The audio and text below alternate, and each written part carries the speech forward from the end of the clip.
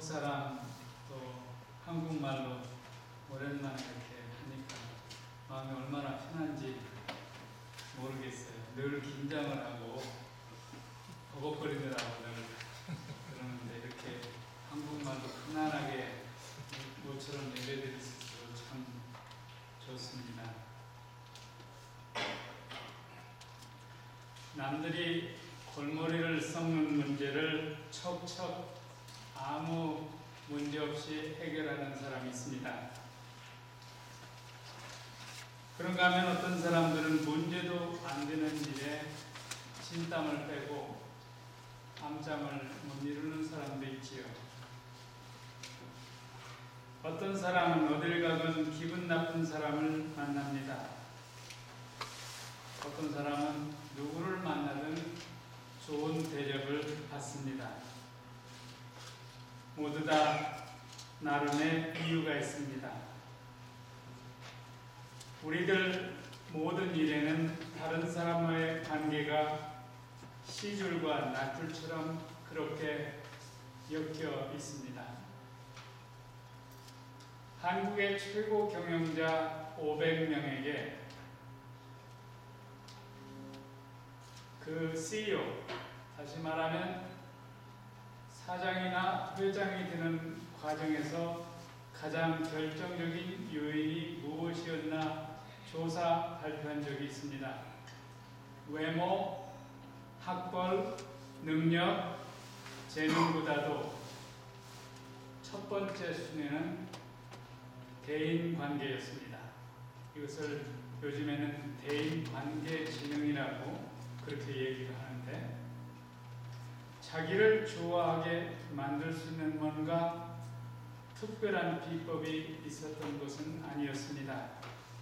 다른 사람 관계가 껄끄럽거나 아주 즐거운 관계가 있었다면 그것은 항상 자기 자신에게 원인이 있다고 보는 특별한 눈이었습니다. 지금까지 여러분이 교회 안에서 만난 사람들을 한번 회상해 보십시다. 보기만 해도 기분 나빠져 오는 사람. 선우 목사님은 어쩐지 모르지만 저는 있어요. 그 사람은 교회 안 나왔으면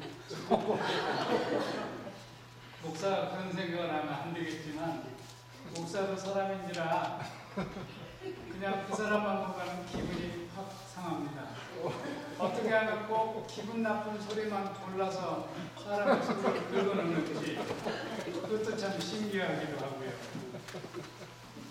생각만 해도 엔돌핀이 돌고 마음이 따뜻해져 오는 그런 사람은 있어요. 여러분에게는 몇 명이나 있는지 한번 살펴보십시다. 본문에 나오는 야곱이라는 사람은 참 제가 좋아하는데요. 비슷해요, 저하고. 세상에 얼마나 성격이 강하냐면 하나님과 겨루어 이겼다고 성경은 그렇게 얘기합니다. 이 야곱이 어떻게 인간관계를 풀어갔는가 살펴보면 우리의 해결책도 보입니다. 성경을 읽어보면 에서가 야곱의 문제가 아니었습니다. 문제는 야곱이 하나님과의 관계를 어떻게 맺어왔는가. 하나님이 야곱에게 이름이 뭐냐고 물으시지요. 야곱의 이름이 몰라서 물으신 것이 아니라 성경에서 이렇게 물음이 올 때는 한번 뒤집어서 보면 좋습니다. 네가 누구냐? 야곱입니다. 네가 누구냐? 야곱이라는 말이 사기꾼, 교활한 자, 남의 발꿈치를 잡는 사람, 그런 뜻이지요. 한국말로 말하면 남의 등쳐먹고 사는 사람. 야곱이라는 이름이 갖고 있는 뜻입니다. 야곱의 일생은 하나님을 자기 마음대로 하려고 했던 사람이지요. 하나님이 그를 축복하기 위해서는 야곱이 본인이 본인 자신을 어떻게 생각하고 있는지를 알게 해 주셔야 했습니다. 야곱입니다. 그렇게 대답하지요? 저는 사기꾼입니다. 저는 알고 보면 참 한심한 사람입니다. 그렇게 자기 스스로가 자기를 고백합니다. 바로 이 순간부터 야곱에게는 축복이 임하기 시작했습니다. 하나님이 야곱을 이기지 못할 것 같으니까 환도뼈를 치셨다. 어려서부터 이 부분이 그렇게 이해가 안 됐어요. 하나님이 야곱하고 싸워서 지셨다? 말도 안 되는 소리잖아요. 하나님이 치다니. 하나님이 지신 것이 아니라 야곱의 하나님의 말을 안 들으니까 이제 내가 졌다. 그 얘기지요. 환도뼈는 우리에게 가장 중요하고 치명적인 것입니다. 갑자기 모든 것이 변했습니다. 하나님과 더 이상 싸울 필요가 없어졌습니다. 하나님을 절대적으로 의지하게 됐습니다. 오랜 착각에서 야곱이 깨어나는 그 순간, 아주 아름다운 순간이죠.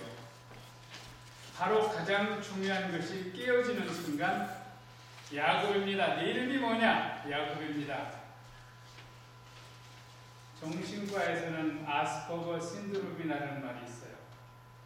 남에 대해서 전혀 이해하지 못하는 일종의 장애지요. 더스틴 호프만이 나오는 레인맨이라는 영화 보셨나요? 비상한 머리를 가진 자폐 장애인. 아스퍼거는 남의 입장을 전혀 모릅니다.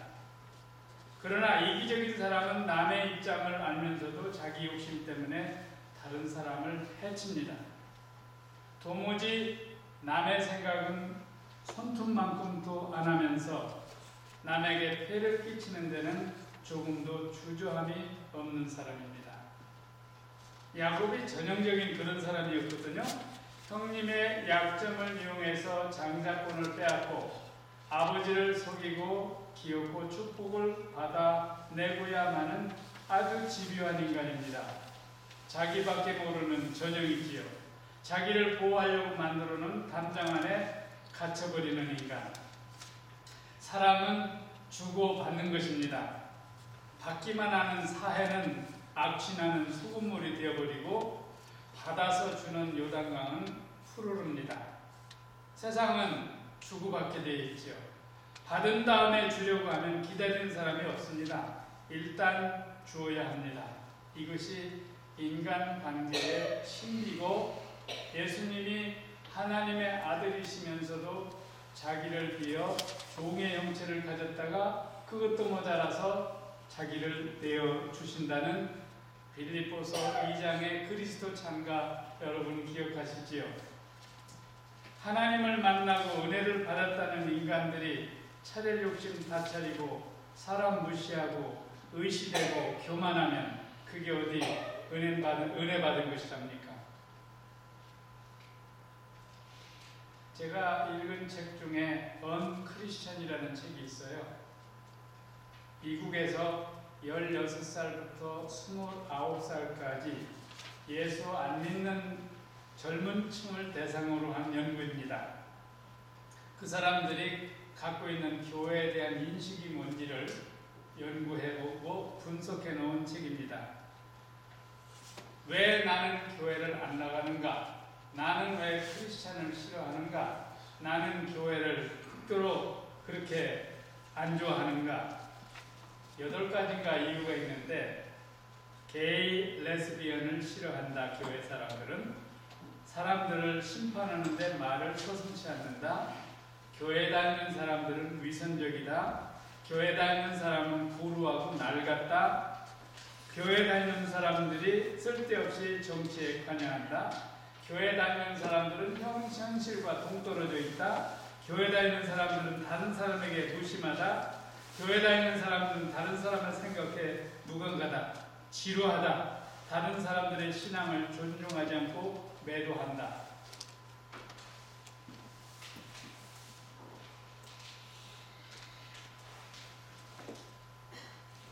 불교에서는 이것을 무명이라고 부릅니다. 원죄지요. 야곱이 피곤한 인생을 이끌고 고향으로 돌아오다가 환도뼈가 부러지고야 정신을 차립니다. 자신이 누구인지를 처음으로 아는 거죠. 20년이 지난 방황의 세월 끝에 가질 거 다 가졌죠. 마누라도 4명이나 있고 자식들도 많고 가축들도 많고 돈도 많고 그런 대로 인생이 잘 풀렸다고 생각을 했는데 20년이 지나고 보니까 성공하고 나니까 자기는 아무것도 아니라는, 그래서 자괴감이 들고 사는 게 재미가 없어지고 나는 그 이유를 찾아보니까 이름에 있었습니다. 야곱, 넌 누구냐? 하나님께서 이름을 바꿔주셨다는 것은 대단히 상징적입니다. 오해하고 착각하던 자신에게서 이스라엘이라는 새로운 이름을 받는데, 이건 이름을 받는다기보다는 제 해석은 새로운 자기 자각이 시작됐다. 자신을 신랄하고 정직하고 칼날같이 정확하게 바라보기 시작을 했다. 네 것도 내 것, 내 것도 내 것이라는 착각 속에서 아버지를 떠나야 했고 사랑하는 어머니를 떠나야 됐고 형님의 분노를 사게 됐고 자신을 보호해준 외삼촌과 외사촌의 미움을 받아서 야반도주를 했는데 결국 그가 얻은 것은 상처뿐인 영광이었다는 자각. 그런데 오늘 본문에서는 참으로 감동적인 장면이 나옵니다. 그것을 다 내놓거든요. 야복강에서 자기가 누구인지를, 자기가 어떤 사람인지를 알고부터는 그걸 하나씩 다 내어치나요? 비우잖아요. 그리고 나서 야곱은 새로운 세계를 보기 시작합니다.